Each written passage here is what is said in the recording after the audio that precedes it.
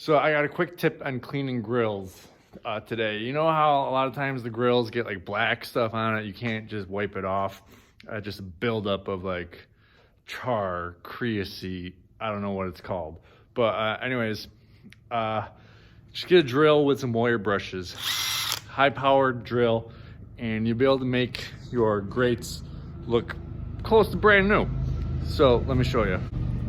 So if you see right here, it's this stuff is what I'm talking about. I don't know what it's called, but it is super hard to get off and it just builds up. Even them just using it once, it's going to come back with some of this on here.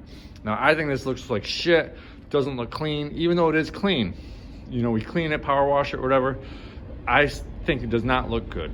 So I just use this to make it look like that. So I'm gonna do this little section right here.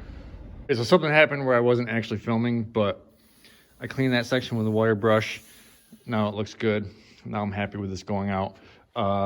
When these come back, I'm actually gonna do the entire surface with various wire brushes and get it all off of here and get these looking brand new. So yeah, it doesn't have to be done all the time, but every once in a while, use a wire brush and get it looking as good as you can.